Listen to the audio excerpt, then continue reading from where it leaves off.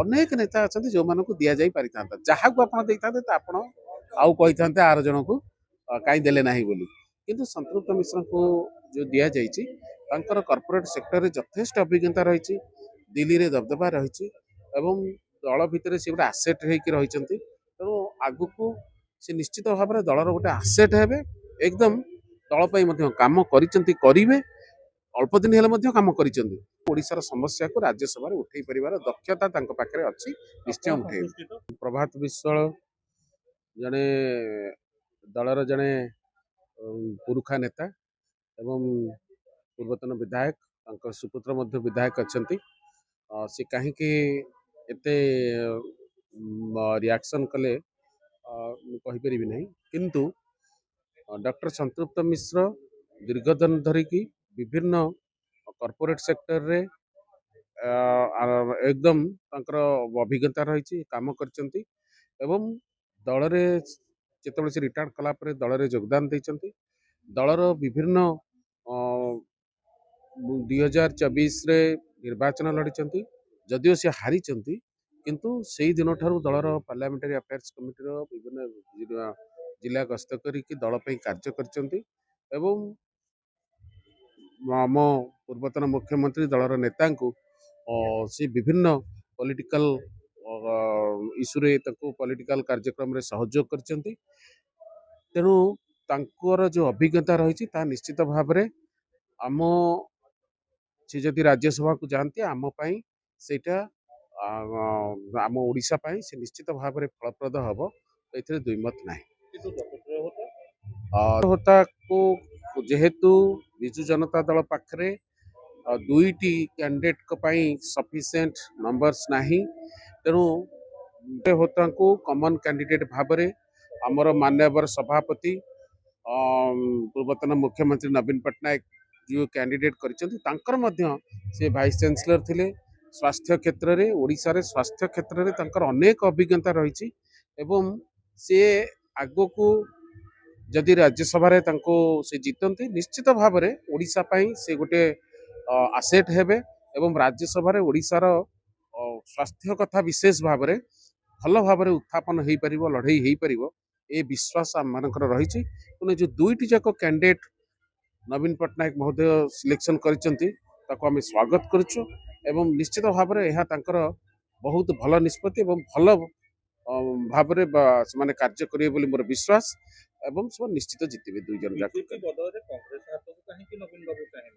ନାଇଁ, ଇଏ common candidate, ତେଣୁ ସେ ବିଜେପିର ମଧ୍ୟ କିଛି ବିଧାୟକ ଏହାକୁ ଅଗ୍ରାହ୍ୟ କରିନପାରନ୍ତି, ତାଙ୍କୁ ମଧ୍ୟ ବିଜେପିର କିଛି ବିଧାୟକ ଭୋଟ ଦେବେ ବୋଲି ମଧ୍ୟ ବିଶ୍ୱାସ ରହିଛି। କଂଗ୍ରେସ ତ ଦେବେ, ବିଜେପିର ବି ମଧ୍ୟ ଦେଇପାରିବେ, କାରଣ ସିଏ କୌଣସି ଦଳୀୟ କ୍ୟାଣ୍ଡିଡେଟ୍ ନୁହନ୍ତି। ତେଣୁ ଦେଶର ହିତ ପାଇଁ, ରାଜ୍ୟର ହିତ ପାଇଁ ତାଙ୍କୁ ଯେଉଁ କ୍ୟାଣ୍ଡିଡେଟ୍ କରାଯାଇଛି, ନିଶ୍ଚିତ ଭାବରେ କଂଗ୍ରେସ ସହିତ ବିଜେପିର କିଛି ନେତା, ବିଜେପିର କିଛି ବିଧାୟକ ଯେଉଁମାନଙ୍କର ଜାଣିଛନ୍ତି ଯେ ୟାଙ୍କର ଦ୍ୱାରା କିଛି ହୋତା ରାଜ୍ୟସଭାକୁ ଗଲେ କିଛି ଲାଭ ହେଇପାରିବ, ବିଜେପିର କିଛି କ୍ୟାଣ୍ଡିଡେଟ୍ ମଧ୍ୟ, ବିଜେପିର କିଛି ବିଧାୟକ ମଧ୍ୟ ତାଙ୍କୁ ଭୋଟ ଦେବେ ବୋଲି ଆମର ବିଶ୍ୱାସ। ଆଉ ଗୋଟିଏ କଥା ଯେ ପ୍ରଭାତ ମିଶ୍ର ସିଧାସଳଖ କହିଲେ ଯେ ସଂସ୍କୃତ ମିଶ୍ର ଯଦି ରାଜ୍ୟସଭା ଏମ୍ପି ହୁଅନ୍ତି, ପୂର୍ବରୁ 4000 କୋଟି ଦଳର କିଏ ଖାଇଯାଇଛି ବୋଲି କହୁଥିଲେ, ଏବେ 800 କୋଟି ସିଧାସଳଖ ଜଣେ କିଏ ଖାଇଦେବ, ମାନେ ସିଧାସଳଖ ଭାବରେ ସଂସ୍କୃତ ମିଶ୍ର 800 କୋଟି ଦଳର ଖାଇଦେବେ ବୋଲି ଅଭିଯୋଗ ଆଣିଥିଲେ। ଯଦି ଦଳ ପାଖରେ ଦଳର ଗୋଟେ ସିଷ୍ଟମ ଭିତରେ ସବୁ ବ୍ୟବସ୍ଥା ଭିତରେ ରହିଛି ଏବଂ ତା ଭିତରେ ତାର ଫଣ୍ଡର ମଧ୍ୟ ମ୍ୟାନେଜମେଣ୍ଟ, ଫଣ୍ଡ କେମିତି ରହିବା ତା ମଧ୍ୟ ରହିଛି ଏବଂ ଏହା ସମ୍ଭବ ନୁହେଁ ଜଣେ କିଏ ବ୍ୟକ୍ତି ବ୍ୟକ୍ତିଗତ ଭାବରେ ଆସିକି ଟଙ୍କା ଖାଇଯିବ, ଏହା କୌଣସି ପ୍ରକାର ସମ୍ଭବ ନୁହେଁ। ଏବଂ ଦ୍ୱିତୀୟ କଥା ହେଉଛି, ଆପଣ ସମସ୍ତେ ଜାଣିଛନ୍ତି ସନ୍ତୃପ୍ତ ମିଶ୍ର ଯେତେବେଳେ ପାର୍ଲାମେଣ୍ଟ ଲଢ଼ୁଥିଲେ ସେତେବେଳେ ତାଙ୍କର ସାର୍ବଜନୀନ କରିଥିଲେ, ତେଣୁ ତାଙ୍କ ପାଖରେ ତାଙ୍କର ସେ 600 କୋଟି ର ତାଙ୍କର ବ୍ୟାଙ୍କ ବାଲାନ୍ସ ମଧ୍ୟ ସେ ତାଙ୍କର ଦେଖେଇଥିଲେ। ତେଣୁ ସର୍ବୋପରି ସେ ଦଳ ପାଇଁ ଗୋଟେ ଆସେଟ୍ ହେବେ ଏବଂ ସେ ରାଜ୍ୟସଭାକୁ ଗଲେ ରାଜ୍ୟର ଇସ୍ୟୁକୁ ଶାଣିତ କରିବେ ନିଶ୍ଚିତ ଭାବରେ ଏବଂ ତାଙ୍କର ଯଥେଷ୍ଟ ଅଭିଜ୍ଞତା ରହିଛି, ଜ୍ଞାନ ମଧ୍ୟ ରହିଛି, ସେ ନିଶ୍ଚିତ ଏ କଥାଟାକୁ ଆଗକୁ ନେବେ। ଇଏ ରାଜ୍ୟସଭାରେ ପ୍ରକୃତ ପକ୍ଷରେ ଇଏ କରିପାରିବେ, ସେ ବିଶ୍ୱାସ ଆମର ରହିଛି। ଆଉ ଗୋଟିଏ କଥା ଯେ ବର୍ତ୍ତମାନ ଯୋଉ ଟିକେଟ ଗୁରା ଡିକ୍ଲେୟାର ହେଲା ସବୁଠୁ ବଡ କଥା ହଉଛି କି ଅନେକ ପୁରୁଖା ନେତା ଅଛନ୍ତି ଦେବୀ ମିଶ୍ରଙ୍କ ଠାରୁ ଆରମ୍ଭ କରିକି ଏବେ ଆପଣଙ୍କ କଥା ବି କୁହାଯାଉ ଦଳ ପାଇଁ ସମର୍ପିତ କରିଥିବା ଜୀବନର ଅନେକ ଲୋକ ଅଛନ୍ତି ତାଙ୍କୁ ନବାଛି ସନ୍ତୋଷ ଦିଆଗଲା। ସେଇ କଥା ତ ବହୁତ ଲୋକ ଅଛନ୍ତି।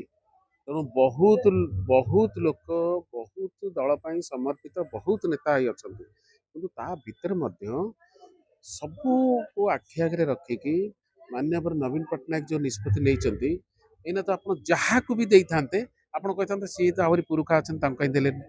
ପ୍ରଫୁଲ୍ଲ ଗଡ଼େଇ ମହୋଦୟ ଅଛନ୍ତି, ସେଇଠୁ ଆରମ୍ଭ କରିକି ଆମ ଦେବୀ ମିଶ୍ର ମହୋଦୟ ଅଛନ୍ତି, ଅନେକ ନେତା ଅଛନ୍ତି ଯୋଉମାନଙ୍କୁ ଦିଆଯାଇ ପାରିଥାନ୍ତା। ଯାହାକୁ ଆପଣ ଦେଇଥାନ୍ତେ ତ ଆପଣ ଆଉ କହିଥାନ୍ତେ ଆର ଜଣକୁ କାହିଁ ଦେଲେ ନାହିଁ ବୋଲି। କିନ୍ତୁ ସନ୍ତୃପ୍ତ ମିଶ୍ରଙ୍କୁ ଯୋଉ ଦିଆଯାଇଛି ତାଙ୍କର କର୍ପୋରେଟ ସେକ୍ଟରରେ ଯଥେଷ୍ଟ ଅଭିଜ୍ଞତା ରହିଛି, ଦିଲ୍ଲୀରେ ଦବଦବା ରହିଛି ଏବଂ ଦଳ ଭିତରେ ସେ ଗୋଟେ ଆସେଟ୍ ହେଇକି ରହିଛନ୍ତି। ତେଣୁ ଆଗକୁ ସେ ନିଶ୍ଚିତ ଭାବରେ ଦଳର ଗୋଟେ ଆସେଟ୍ ହେବେ। ଏକଦମ ଦଳ ପାଇଁ ମଧ୍ୟ କାମ କରିଛନ୍ତି, କରିବେ। ଅଳ୍ପ ଦିନ ହେଲେ ମଧ୍ୟ କାମ କରିଛନ୍ତି। ତେଣୁ ଦଳ ପାଇଁ ଆଗକୁ କାମ କରିବେ ଏବଂ ଓଡ଼ିଶାର କଥାକୁ ଓଡ଼ିଶାର ସମସ୍ୟାକୁ ରାଜ୍ୟସଭାରେ ଉଠେଇ ପାରିବାର ଦକ୍ଷତା ତାଙ୍କ ପାଖରେ ଅଛି। ନିଶ୍ଚୟ ଆପଣ ଉଠେଇବେ, ସନ୍ତୁଷ୍ଟି ତ? ନିଶ୍ଚୟ ନିଶ୍ଚୟ ନିଶ୍ଚୟ। ଯାହା ନବୀନ ପଟ୍ଟନାୟକ ମହୋଦୟ ମନ ଭିତରେ ନିଷ୍ପତ୍ତି ନେଇଛନ୍ତି, ଅସନ୍ତୁଷ୍ଟି ନାଇଁ ନାଇଁ ରଖିକି କିଛି ଆମର ମନ ଭିତରେ କୌଣସି ଅସନ୍ତୁଷ୍ଟ ନାହିଁ। ଯାହା ନବୀନ ପଟ୍ଟନାୟକ ମହୋଦୟ ନିଷ୍ପତ୍ତି ନେଇଛନ୍ତି, ଏ ତ କଥା ହଉଛି ବଡ଼ ବଡ଼ର କଥା। ଏବଂ ଯାହା ନିଷ୍ପତ୍ତି ନେଇଛନ୍ତି ଆମେ ତାକୁ ସ୍ୱାଗତ କରୁଛୁ ଏବଂ ଆମ ଭିତରେ ଯଥେଷ୍ଟ ସନ୍ତୁଷ୍ଟ ରହିଛି। ଆମର ମୋରାଲ ସପୋର୍ଟ ମଧ୍ୟ ତାଙ୍କୁ ରହିଛି ଏବଂ ଆଜି ମଧ୍ୟ ଆମର ଯୁବ ବିଜୁ ଜନତା ଦଳ ଛାତ୍ର ବିଜୁ ଜନତା ଦଳ ତାଙ୍କର ମୋରାଲ ସପୋର୍ଟ ଦେଇଛନ୍ତି, ତାଙ୍କର ଆଗ୍ରିମେଣ୍ଟ ଦେଇଛନ୍ତି, ତାଙ୍କୁ ଆଗ୍ରି କରିଛନ୍ତି ଏବଂ ସମସ୍ତ ବିଧାୟକ ଦଳ ସମ୍ପୂର୍ଣ୍ଣ ବିଧାୟକ ମାନେ ମଧ୍ୟ ତାକୁ ଗ୍ରହଣ କରିଛନ୍ତି। ଇଏ ଏଥିରୁ ପ୍ରମାଣ ହେଉଛି ବିଜୁ ଜନତା ଦଳ ଏକ ହେଇକି ଅଛି ଏବଂ ନବୀନ ପଟ୍ଟନାୟକଙ୍କ କଥାକୁ ମାନୁଛନ୍ତି।